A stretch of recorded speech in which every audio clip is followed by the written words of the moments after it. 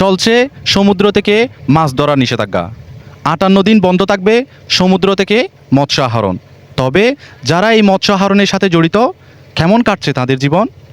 KDP নিউজের আজকের আয়োজনে আপনাদের দেখাতে চলেছি কেমন কাটছে অবরোধকালীন জেলেদের জীবন।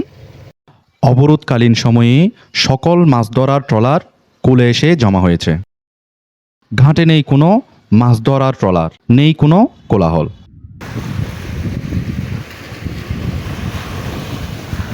অবরোধকালীন সময়ে অনেকেই জাল মেরামতের কাজ করলেও অধিকাংশ ব্যক্তি এই 2 মাসে কাজের অভাবে ঋণের সাথে জড়িত হয়ে যায়। ধর আর যারা জাল তাল তুনি জানি তাহলে তারা জাল তাল তুনি আর সংসার চলায়। আর যারা জাল তুনি না জানে তারা ব্যাংকত ঋণ তিনলর। আর যারা সাগর মতে সাগরের হাস্তাজ করে ইতারা মালিকের তো আগামী বছরের গ্যারেন্টি আর ওই ইতারা এর সংসার চলার। আর অবরোধ গেল দেয় যে সরকার প্রায় মাস হয়ে আর আজ হন অনুদান না পাই। প্রত্যেক বছর অবরোধকালীন সময়ে তো সরকার হুদুন চাউল দিত, ওনারা এবছর চাউল পাইন না? না ভাই, প্রতি বছর দিত চল, এবছর চল হন চল না দে হন খবরত নাই চলির। এই সময়টাই শুধু যে জেলেদের কর্মসংস্থান কমে যায় তাই নয়, শুটকি পল্লীতে কাজ করা 15,000 মানুষও কর্মহীন হয়ে পড়ে। আমাদের ব্যবসায়ী এই মহলে প্রায় 15-16 হাজার মানুষ শ্রমিক আছে। ওরাও কিন্তু মানে জেলেদের সাথে জড়িত। যেমন জেলেরা যখন মাছ ধরা বন্ধ করেছে তখন ওদের কর্মস্থানও কি বন্ধ হয়ে গেছে।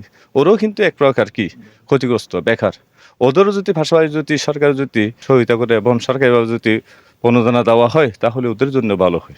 জেলে সমিতির সভাপতি জনাব বাদশা মাঝি জানান, মোট জেলের সংখ্যা 3,000 হলেও সরকারিভাবে নিবন্ধিত জেলের সংখ্যা 900, ফলে তারাই সরকারি সহায়তা পান।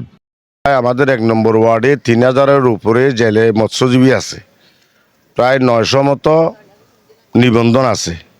বাকি যারা নিবন্ধন করে নাই, আমি বর্তমান সরকার হচ্ছে আমাদের সফলতার সরকার।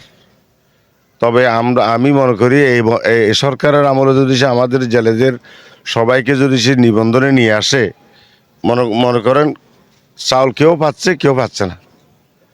তো যারা না কিছু পাচ্ছে এরা কিছুটা হলে চললে, কিন্তু একেবারে যারা পাচ্ছে না এরার অবস্থাটা কি?